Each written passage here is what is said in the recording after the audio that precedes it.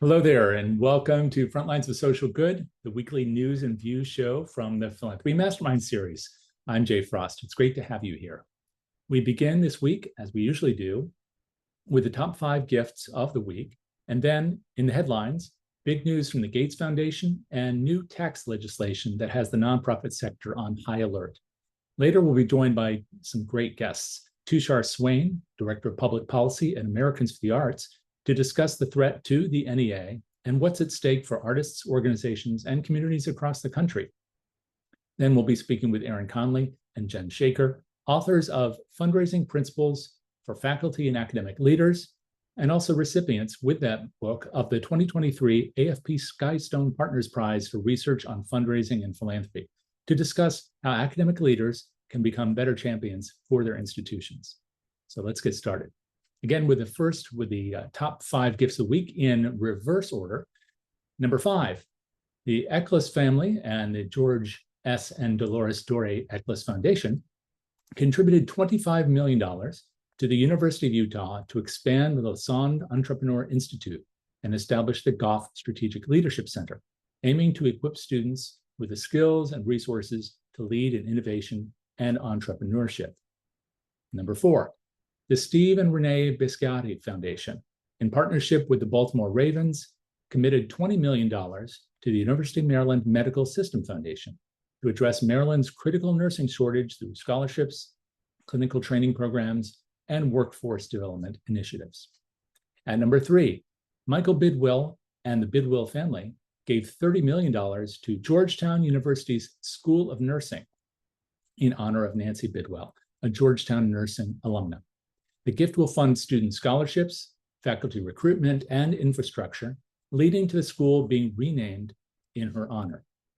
Number 2, Mindy and John Gray pledged $125 million to Tel Aviv University to transform its Faculty of Medical and Health Sciences into a world-class center for health innovation, research, and education. The gift will support facilities, faculty recruitment, and new research initiatives, and the faculty will be renamed in their honor. An anonymous donor at number 1 has made a 9-figure gift, reportedly over $100 million, to Children's Health and UT Southwestern Medical Center to fund a new pediatric campus in Dallas. The gift is believed to be one of the largest ever made to a U.S. pediatric health system. In other top news, according to the Chronicle of Philanthropy, the National Council of Nonprofits is warning about a new House Republican tax proposal that could dramatically alter the nonprofit landscape. Among its most controversial provisions, a clause allowing the Treasury Secretary to designate nonprofits as terrorist supporting organizations without evidence or due process, stripping them of tax-exempt status. The bill would also increase taxes on foundation endowments, penalize nonprofits for offering parking and transit benefits, and reduce key safety social net programs like Medicaid and the Child Tax Credit. Council CEO Diane Yentl is calling for urgent grassroots advocacy. We'll have more on this in future programs, including just next week. As reported by Inside Philanthropy, the Bill and Melinda Gates Foundation has announced it will spend down its entire $200 billion endowment by 2045, in just 20 years. The move aligns the foundation with a growing cohort of sunsetting philanthropies, seeking to concentrate their giving within a specific time frame to maximize impact during a period of global urgency. Southern Methodist University has concluded a historic fundraising campaign, raising $1.64 billion, according to the Dallas Morning News. The funds will support scholarships, endow faculty chairs, athletics, and capital projects, strengthening SMU's national profile and research capacity.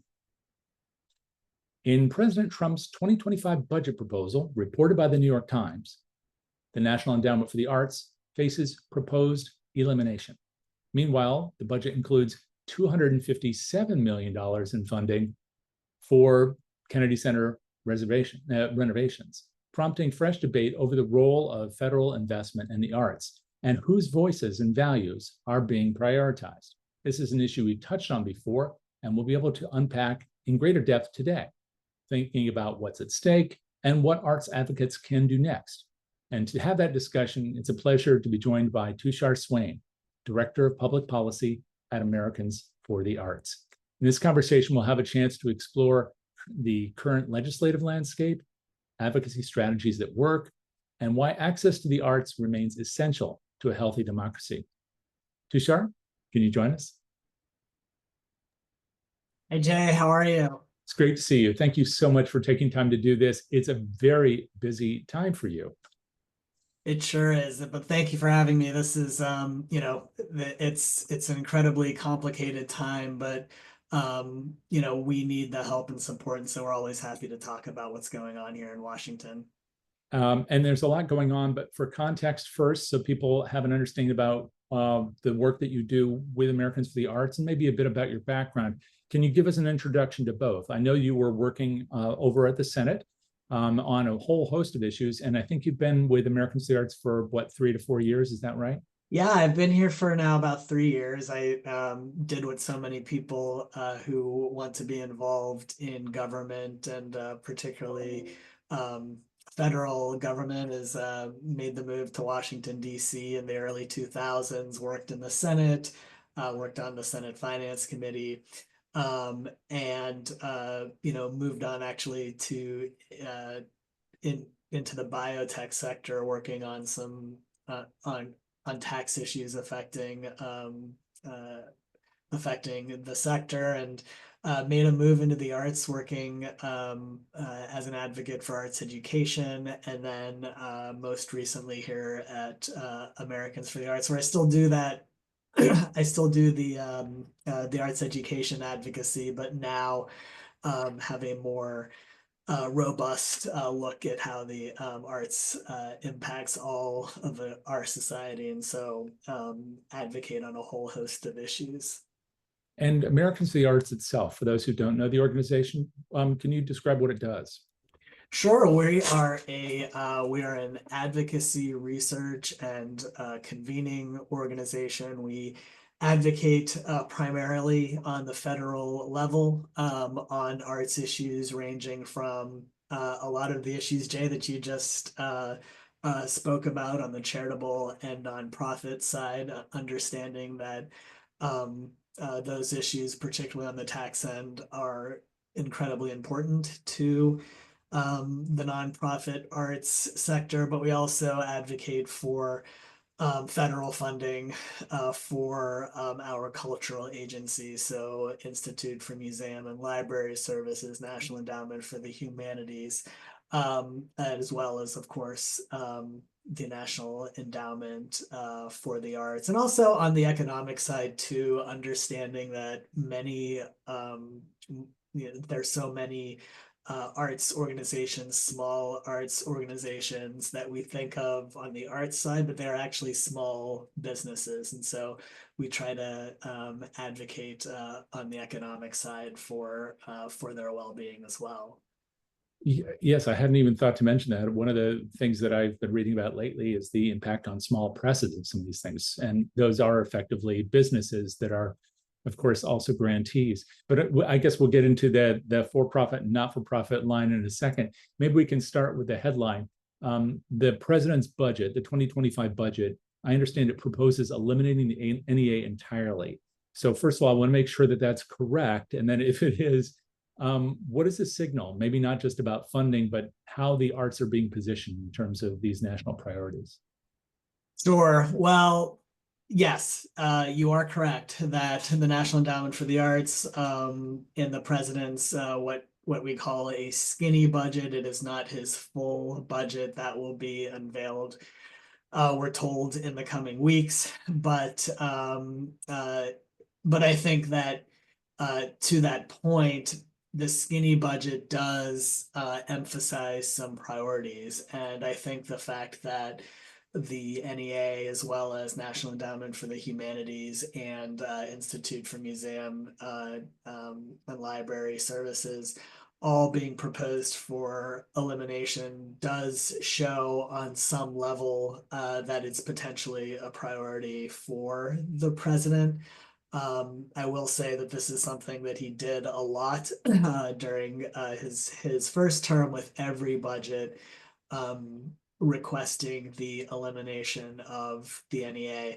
But because of the great bipartisan work of Congress, we were able to stave off those elimination requests and even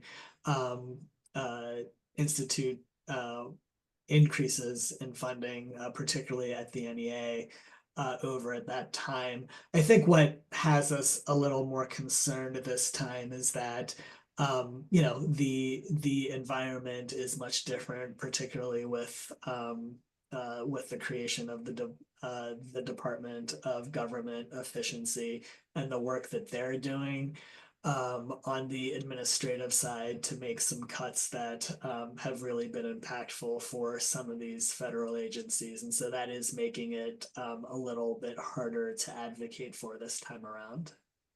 And I know we'll get into maybe how people can voice their concerns about this soon. Let me ask you about the impact of arts funding. I know that's something you and your colleagues have delved into a lot.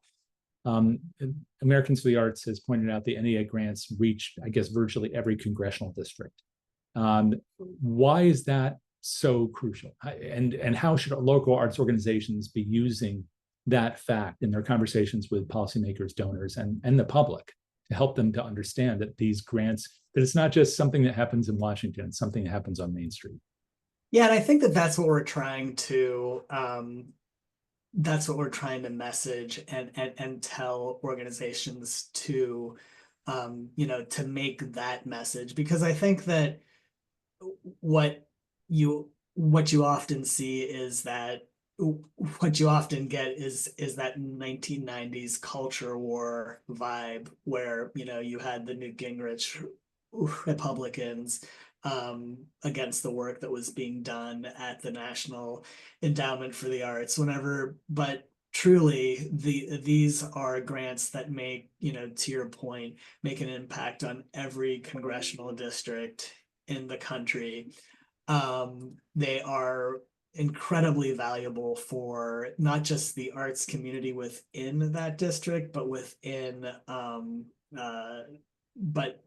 the entire community as a whole, right? So we've done some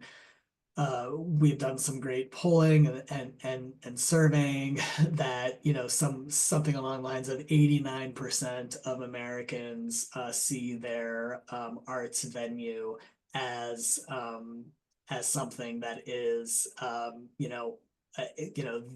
is a huge identifier to their community that makes them proud. And then another 86% saying that if they lost that venue, that they would lose a sense of their identity or their community's identity. I think another interesting fact that I just actually heard for the first time a couple of months ago is that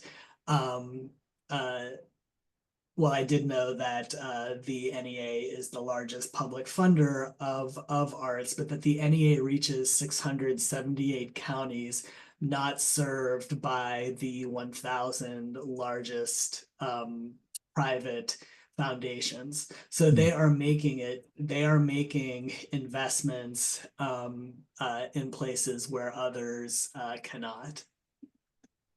And I know that you're talking about this through the lens mainly of the NEA right now, but we also have the IMLS and NEH, which have been, I know, in jeopardy, including the fact that they have seen some staff reductions. So are we seeing the same thing with the NEA, first of all, with people being let go?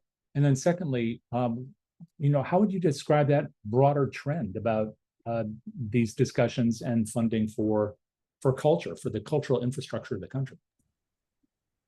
Yeah, Jay, it's a great question. The answer is yes. We have seen reductions in force at the NEA. What I will say is that the senior political advisor at the NEA, Marianne Carter, she was the chair of the National Endowment for the Arts during President Trump's first term, and now has officially been nominated to have that role again. But the reason why she why she kind of bypassed that nomination at the beginning was that she understood with Senate confirmation that that would take a while, and she wanted to get in to really try to help with the current efforts of Doge to preserve the NEA. And so what we have seen is a reduction in force of about 50%.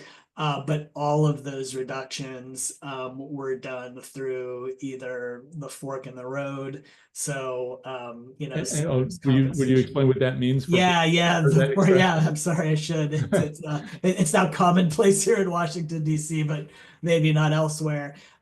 Basically, the fork in a road was the name was given because it was the subject line in an email sent to all federal employees, basically offering them compensation if they would choose to leave their position. Um, and many people at the NEA have actually taken that. They've also taken early retirement options as well. So, they were able to do much of this reduction in force without actually having to, let people go. There is at least some compensation there. Still, still difficult decisions that people had to make. And we work closely with the NEA. So seeing those names on farewell emails was not, easy to see or to take. But um, the hope is that because the NEA has worked with Doge, that maybe this is it. So there's the 50% reduction in workforce. But there were also some cancellations of grants and some rescinding of offers that happened a couple 2 Fridays ago. That really, put some organizations in peril, right? It's these organizations were planning for their fiscal year.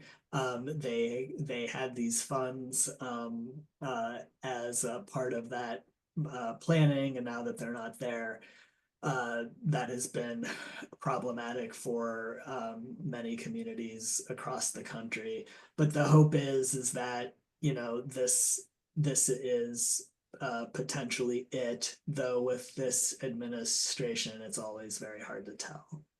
There are a couple of follow-up questions in there that may be difficult for anyone to answer, but I should ask them. One is something that keeps coming up as all these agencies are going through this process, the Doge process. Some, of course, have been nearly shuttered, like USAID, while others have gone through staff reductions or budgetary reductions, something of that nature. But one of the questions that many of us have is, can they be restored? So, in other words, if 50% of the staff right now from the NEA is gone, is it possible that in a future administration that some or all those people could regain their jobs, or those programs that were funded could be restored as well? Are you getting any sense of that in your discussions, or has your experience led you to believe that those things might be possible? Yeah, I think it's possible with a new administration. And we're also, hearing, and again, I don't know if this is true or not, but, there have been obviously the reports that Elon Musk has moved out of Washington and is doing this more, potentially in a more peripheral role now. What does that mean for Doge in the future?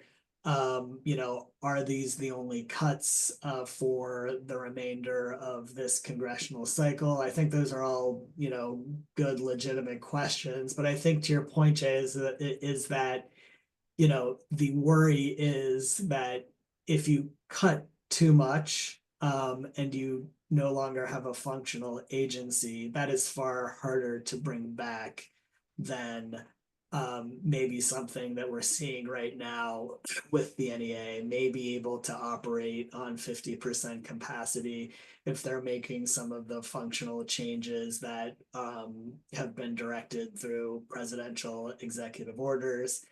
But I do think it's hard to say. And I think that really what's crucial right now, yeah, as we're right in the middle of appropriations season for fiscal year 2026, is to be advocating to your member of Congress to support these programs through, through adequate funding for the upcoming fiscal year.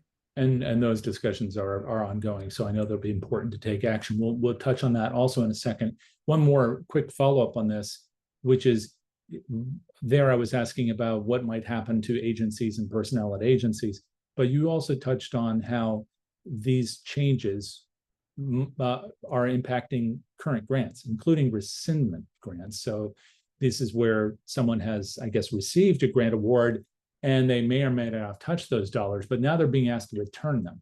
And that can be problematic for many nonprofits. And this is true across the nonprofit sector in ways we'll talk about, I know, on future programs.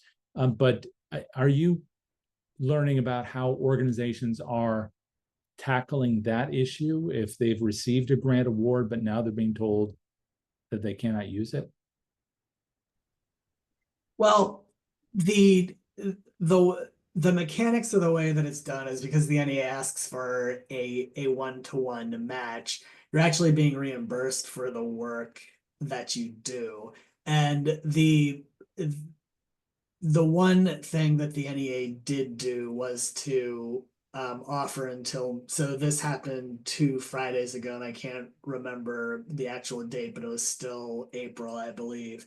And the end date for your grant cancellation actually terminates on May 31st. So that was a little bit different than what we saw at the NEH, where DOGE actually just came in and shut down grants right away, immediately.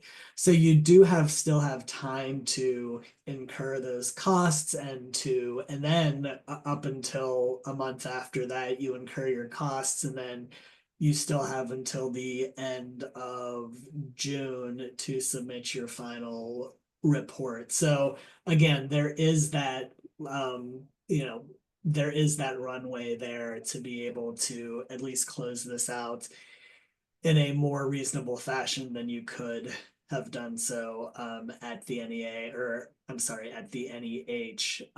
But that said, we just got through the appeals process. The appeals process to, to actually appeal this, and that ended at 11:59 p.m. last Friday. So I think that a lot of focus has been on that, and we haven't actually seen. We have anecdotal evidence, right, of people saying, well, they're not going to be able to complete their projects. They're worried about how they're going to, potentially, pay vendors, that kind of thing. But we don't have the data quite yet on that. Okay, so let's now shift to that, talk about survival. And part of that is advocacy, but there are other elements too. So maybe we'll touch on the other elements and then we'll jump into advocacy. For arts organizations that are facing all this uncertainty, what might they be doing right now? I mean, are you hearing from organizations across the country about how they're preparing strategically, operationally for cuts to protect their programming? Yeah, Jay, it's a good question. We are, I think that one of the things that, that we've heard, we've seen some, great work from foundations like the Mellon Foundation, for example, offering granting to the state humanities councils, which were immediately shut off of their National Endowment for the Humanities funding. We've heard of more organizations trying to, fill in the void of what's happened at the National Endowment for the Arts. We're trying to get a better understanding of, excuse me, of, who those, or what those organizations were. Because, I think, and as you can very well attest to as well as anyone, is that, right, is that when when there is a need and when organizations or people are in need, it's the philanthropic community that wants to come and help. And so we're seeing our job right now is to try to gather more information about who's been affected by these grants, so we can, help them look for other opportunities to fill that void. And is there an avenue for people to provide information for that? Are you just doing that outbound, or are there ways that people can interact with Americans for the Arts to provide information to you as well, and maybe to just benefit from the reports and other things that you're issuing? Sure. If you email advocacy@artsusa.org, we would love to take that request. We also have a pulse survey that we are sending out to the field, where organizations can talk about not just the NEA, but how cultural agencies, the reductions of force, the cancellation of grants are affecting them, not just at the NEA, but at the NEH, as well as IMLS, or truly any agency. Of course, we've heard about cuts at the Department of Education, and we have an arts education focus as well. So that's another way that we would certainly love to gather that kind of information. And now let's jump into the practical way that people can advocate if they're inclined to do that. So in a practical sense, what's the most effective way for organizations and individuals to do just that? Should they be building coalitions, contacting legislators, launching public campaigns? What are the best tools at our disposal to get our message out? Yeah, if you come to our website, artsusa.org, you can email your member of Congress. We have also incidentally a new website or new web page on there called Protect the NEA, where if you want to take that extra step and actually write to your member of Congress, we have templates for you to be able to do that. Calling your member of Congress is still a highly effective tool whenever I go. When I go on meetings and I'm hearing those phones ringing, right? That is something that they're actually physically hearing, and you'll be surprised at the difference that can make. But we are advocating, for example, at the National Endowment for the Arts, a modest $2 million increase over its $207 million budget. And right now is the time, particularly to contact your member or your House of Representatives member, so your congressional representative. There will be some time a little later on in the year to reach out to your senator, but right now, as the appropriations process unfolds, it is the House who who typically takes the mantle to do appropriations first. And right now they are in the midst of that activity. So reaching out to your member of Congress and asking them to support $209 million for NEA funding for fiscal year 2026 will go a long way. Are there also committees that people, because much of the country, as we all know, has been polarized. So sometimes our legislators are known to us and we can communicate with them and they believe in the same things we do, and sometimes they don't. But there are committees, bipartisan in theory. And are there ways that that individuals across the country can reach out to those committees or committee chairs and also make their case? Yeah, if you go to congress.gov, you can find numbers, email addresses to email the members of those committees. And it's a really good point, Jay. The National Endowment for the Arts and the National Endowment for the Humanities, their appropriations lie in the Interior, the Department of Interior Appropriations Subcommittee. So they handle the original funding request for the National Endowment for the Arts, National Endowment for the Humanities in any given year. If you're interested, for example, in the Institute of Museum and Library Services, that's through the Labor, Health and Human Services, and Education appropriations subcommittee. And it's important to hear from them now. The House has always been the more partisan chamber. It continues to be.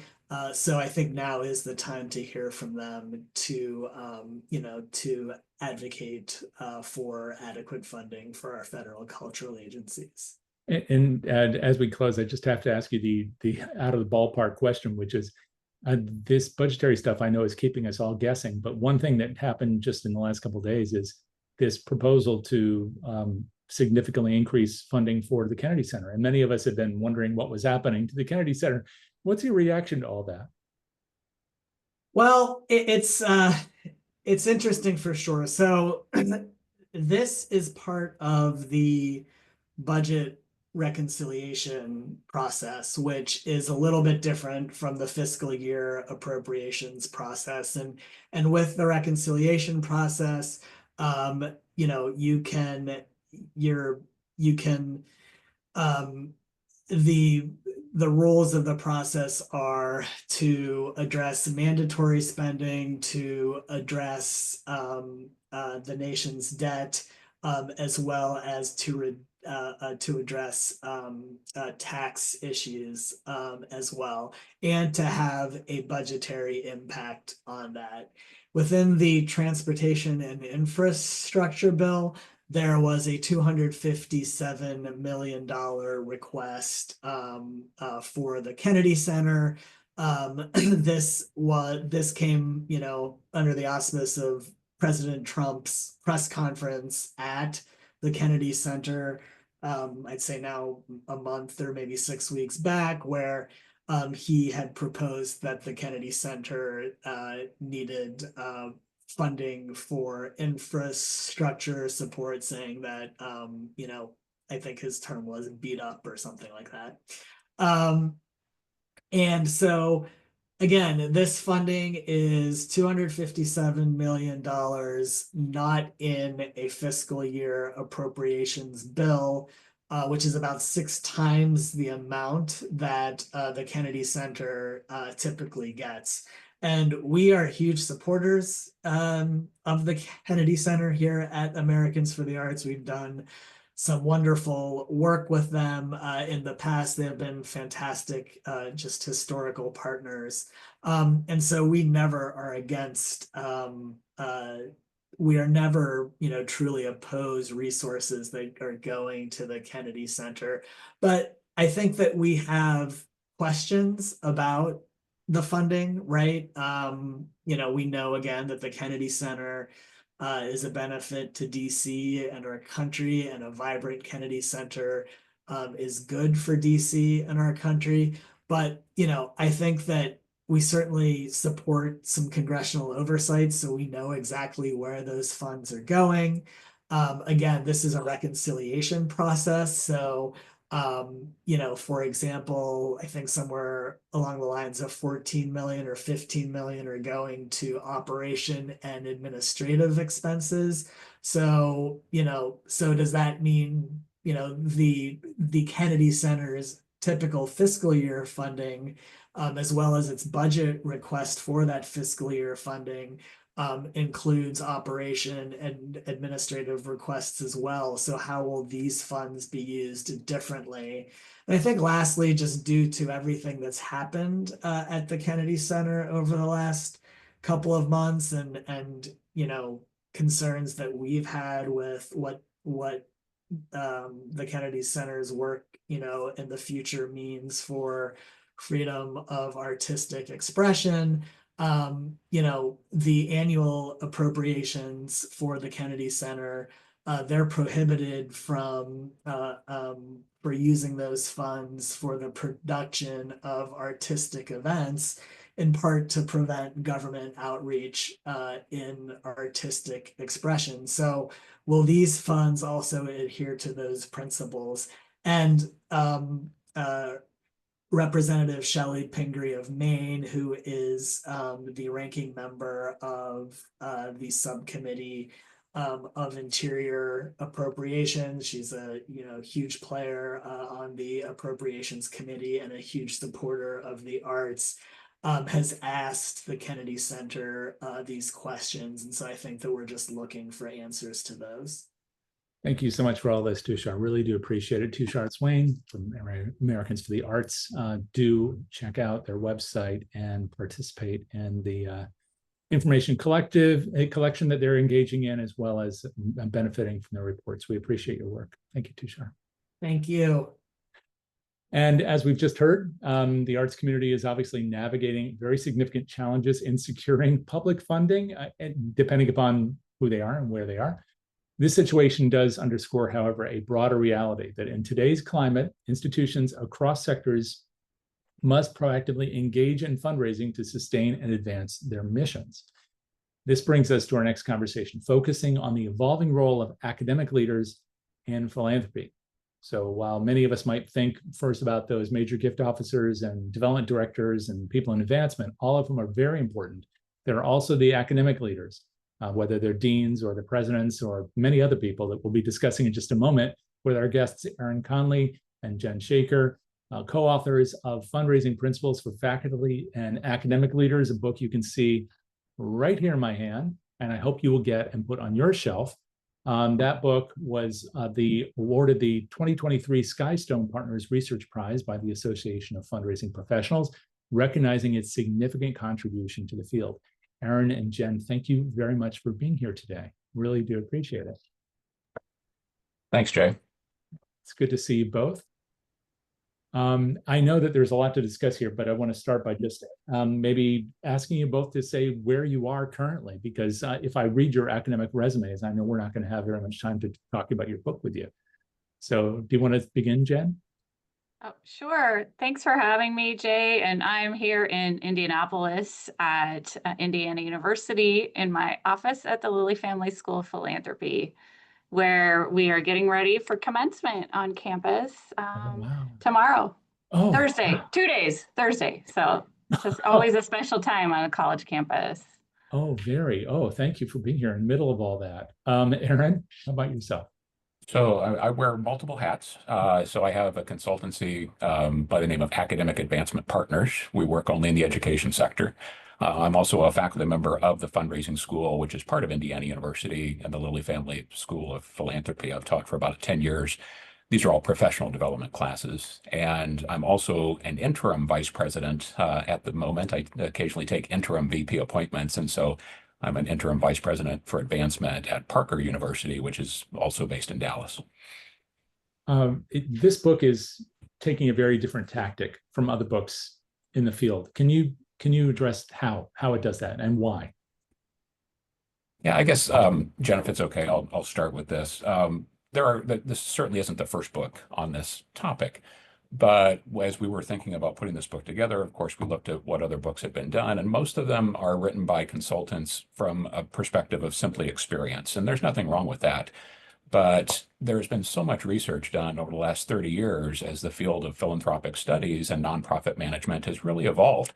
Most every college campus today has courses or certificates or degree programs in this field. It's one of the fastest growing academic fields, and along with it, a great deal of very insightful research, both theoretical and applied, that can help us do better, do our work more effectively. And so we wanted to actually put this in a book that also has our experience, but is informed by evidence. And that's where it was a great help to have Dr. Shaker as a co-author. I have a doctorate in higher education, just like Jen, but I did not pursue the tenure track like she did. So she is very well schooled in the research, and it was a wonderful partnership. Jen, I don't know if you'd like to add to that. Oh, well, I think Erin did a great job of really thinking about what we were trying to do is create a really useful, practical tool for faculty and academic leaders, and based on what we know about how advancement in universities works, and then bring in all this great research that, is going to, we're talking about faculty here, right? So what do a lot of faculty enjoy research. So let's bring in some research to help us make the points we want to make, and then help them do the things that they want to do in the field. Well, even before we began today, I asked what I always ask people before we go live, which is there anything I should avoid talking about? And you didn't say that I should avoid something, but rather I should keep this focused on, grounded in facts and research, I think is a way of summarizing it, which makes sense. And it's also not only truthful and consistent with what you do in your careers, but it's also with this book, because as you were just pointing out, Aaron, and it says it in the preface, that this is not just about anecdote, that those things are all very valuable. And those stories, the stories that we tell, and you talk about that later in the book too, are powerful and meaningful and persuasive, but they're not all there is. And so this brings up another point, which is beyond the fact that academic leaders are responsive to facts and data in supportive arguments. What does it also give them more confidence to do this kind of work? Because people who are in a kind of a sales role, if you will, in fundraising, often they lean heavily on the story because that's kind of their deck that they play with. That's the pitch deck, so to speak. Phrase I hate, but it does illustrate it. What is it that helps faculty and academic leaders to have as much confidence in going and talking to someone about making these kinds of critical philanthropic investments as they have confidence in their specialties, their academic specialties? Yeah, so I'll actually point to one of the research findings that we included in the book. So the largest and longest running study of high net worth individuals and affluent households and how they make decisions on philanthropy comes out every 2 years, and Indiana University and Bank of America publish this. So something that I always cite, and we cited this prominently in the book, is this population. Over 1,600 people participate, high net worth people participate in this study every year. And they ask this population, what's your level of knowledge of philanthropy?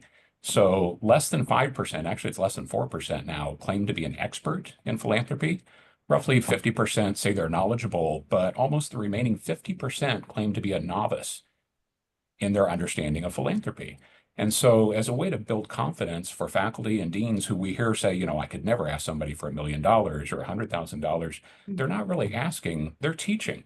They're teaching people how to be philanthropic, and they're relying on something that they're already very good at, which is teaching. They've been doing it for decades. So by taking this research and turning it around and showing them that they can do this, that it's not intimidating, there's nothing scary about it, and that they can be very effective at it, people have responded very positively after seeing this in the book. Yeah. And I can add to that too and say the concept of thinking about philanthropy as being about education, informing, teaching, guiding, facilitating is really approachable for faculty. As Aaron said, faculty, the space that we're in, teaching, right? Research and service. And so, by the way, service is tied to philanthropy as well. And as something I talked about in an earlier book, that typically faculty are motivated to do the work that they do in part out of a care for society, for the world, for their students, for the things that they research and study. And so, that sense of care for those important things that they're working on can then move out toward welcoming other people who care about those things to support them through philanthropy. And so I think, building on that can be really a natural process. But on the other hand, philanthropy and how advancement works can be a black box, right? We are, we're working in the same place. Our advancement team is down the hall from me. And of course, in the School of Philanthropy, we kind of get each other pretty well. But in other schools, the work of advancement isn't really well understood by faculty. And honestly, sometimes the work of faculty and the academic life and the pressures isn't well understood by the advancement team either. And so if we can try to close some of those gaps of understanding, which is one thing we're trying to do in the book, let's lay out for you how advancement works in universities. So you have the language, you can feel comfortable in this space. And by the way, let's also, make the call for our advancement teams to be sure that you understand the academic calendar, you understand that it's tough at the end of the semester for faculty to be available to meet with a donor. You understand what the tenure track is and different types of faculty roles and all these things. So I think that those things can really help build the confidence of the faculty to be in this space, and also in the reverse, build the acumen of the advancement team to work well with faculty and academic leaders. I love that. And in fact, you have a section in here that talks about language, and especially the language can be detrimental, not only to relationships between fundraisers and potential donors, but I mean across the spectrum of all the people we're talking about. So having empathetic language that shows we've listened and that we care and we understand one another is very, very important. And you've talked about this right now, Jen, about building this bridge or this book, serving its part to do that. What was the genesis of that? I mean, in other words, are you seeing this split or bifurcation or something in other universities around the country? Has that been a problem, a traditional problem that hopefully this kind of thoughtful approach and research grounded approach will help to bridge? I mean, what is the problem right now that this book and your discussions are helping to solve? I think it's important that we build a culture of philanthropy within our institutions. And a part of that is demystifying philanthropy and inviting those in academia outside of advancement into the conversations.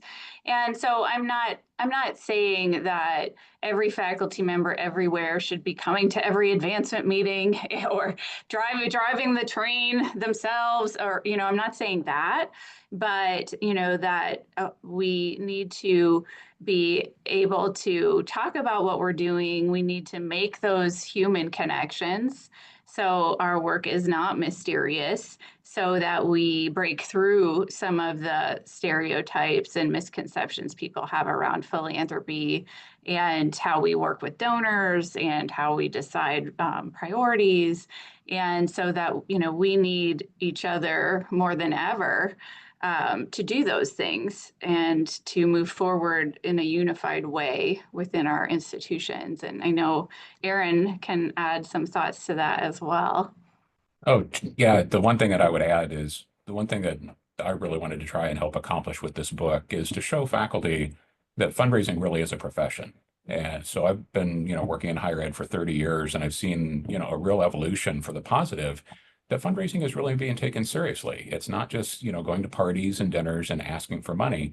If you think about the hallmarks of a profession, fundraising is there now. You can go to school and get a degree in nonprofit management or philanthropic studies.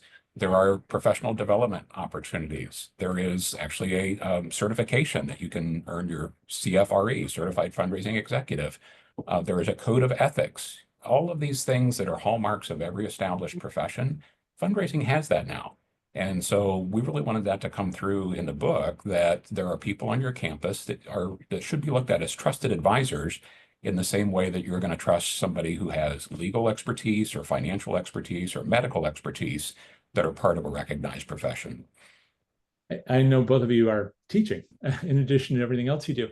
So have you been able to use kind of the bedrock of what's in this book and your research together and independently to go and teach academicians at different levels about these approaches? And have you been able to measure the difference? Because I know sometimes that will be the lever to also get people in the rest of the fundraising office or advancement office to think about, and I do know that distinction, you have that in the book too, but that people in, let's call it advancement, often will say, well, but I can't get this person to do it. I've heard this a lot about doctors and lawyers, but also about faculty and deans.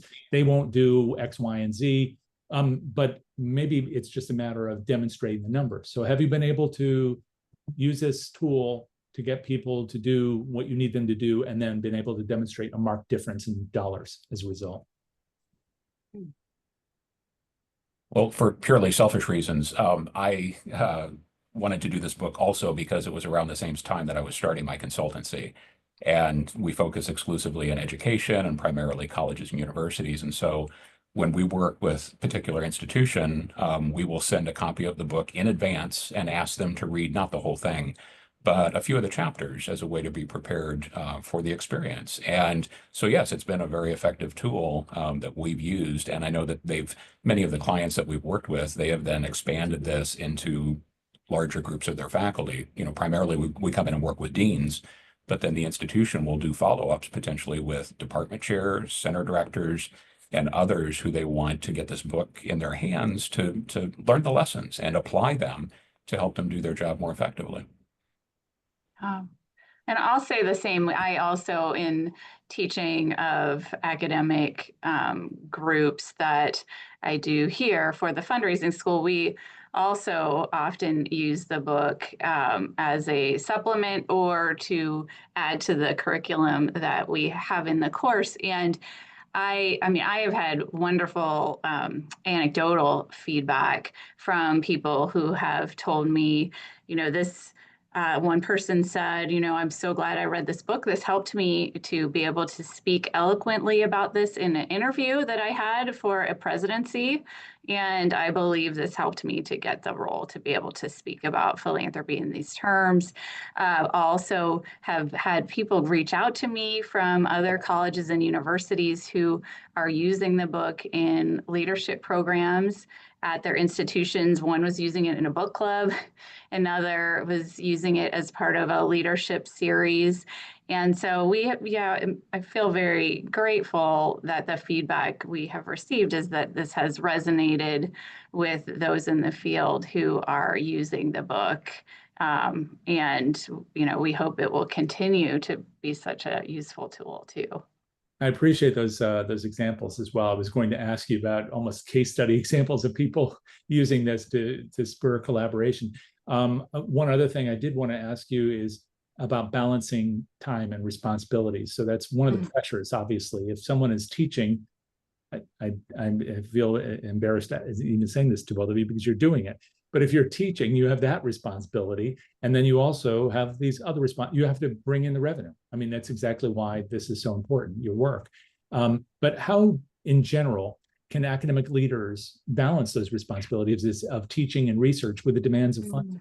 How do you address that with people? Well, I think the academy is famous for giving people like 3 job titles at a time. I don't know if they do that in other settings, but they definitely do it here. So yes, everyone is always balancing multiple roles and responsibilities all the time. And, we all need to make choices about how to best spend our time, which things are the ones that only we can do.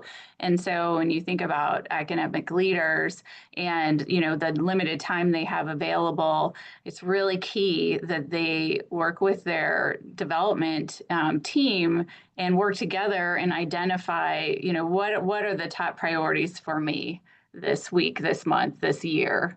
Who are the top people that I need to talk to? And Aaron can talk a little bit about that and about a tool in the book that we have for that. Who are the people I need to talk to? Who should I focus on? Let me help you set the vision and the for the year in terms of fundraising priorities, but let me not be in the weeds of every letter that you're sending, of every communication that you do.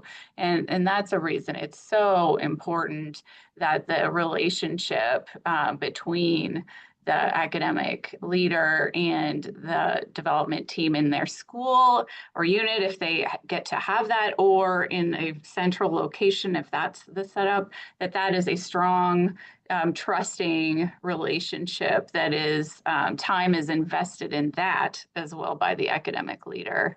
And so, yeah, Aaron, Give us some of the secrets. Secrets. So, no, she's right on target with the ideal situation is strengthening the relationship between an academic leader and a gift officer. And working with a lot of our clients, one thing that we've discovered is that these deans and department chairs and center directors, they'll come to, our seminar and they'll say, look, I don't have a dedicated gift officer assigned to me. So how do I do this? And the book does actually help with that. But like Jen said, you have to focus your time exclusively on whatever priority you're wanting to accomplish and set everything else aside, because it is too easy to get pulled into a lot of things that just aren't going to be impactful. And so one of the chapters in the book is titled Narrow Your Universe. And this is about how we guide people to focus on a very small population. And by small, I mean like 10 to 15 potential donors, existing donors, and prioritizing your time on how to engage those people over, a 6 to 12 month period, so that you're maximizing your time on things that you can control and not, other things like the annual fund or how well the football team does, thinking that that's going to influence whether people are going to give. Focusing on just those few things. And we have found that once people start doing that, then they understand that this is a long-term process. Nothing happens overnight. But if you commit to making this part of what you do, that in the long run, you'll be successful, and success begets success. I mean, it becomes instinctive over time. And that's what we try to explain as gift officers, that Jen and I have been for a long time, that you start to pick up on this just instinctively, but you've got to do some things following a process to get it started. And then you'll start experiencing that. Maybe just kind of a last minute summary question. If someone who has not read this book yet and is still skeptical about getting, let's say, somebody on the advancement staff, about getting their academic partners to do what they think they need to do, or maybe on the other side of that equation, they're wondering why advancement hasn't been providing the information they need or really being a full partner. What advice would you give to institutions who are looking to foster, as you said earlier, a culture of philanthropy among the academic staff? When you think about a culture of philanthropy, some of the things you could do are celebrate the successes. So, make sure that successes are being celebrated. And if faculty and staff had a role in those successes, talk about that. If the department chair went to a meeting and shared the vision, if the call came in to the front desk and the wonderful administrative support person was super gracious, knew what to do, got it to the right people, that all is part of the story. So recognize the roles that the non-advancement team has in making these successes possible as you recognize the successes. Yeah, I'd agree completely with that. And the other thing I would add is to recognize that this is becoming increasingly a part of the annual performance review for deans and academic leaders. It has been, at elite private universities for quite a while, but we work with quite a few public institutions that, regional mid-major types that haven't had a long-standing history of tradition of philanthropy, but understand the importance of it. And the provosts at these institutions are beginning to include fundraising expectations as part of the performance review. So it's time to really embrace this. It's not something to be feared, and understand, like I said before, that you've got partners on your campus that are able to help you. Thank you both so much. Again, the book is right here, Fundraising Principles of Academic and Faculty Leaders. How can people get a hold of a copy? Like everything, it's for sale on Amazon. The publisher is Palgrave Macmillan, which we're grateful for the opportunity. It was in a series called Philanthropy and Education. And so either Palgrave Macmillan's website or Amazon. And I'm sure people can follow each of your work out there across the internet. But what's the best way to follow each of you in your own journey here in the profession?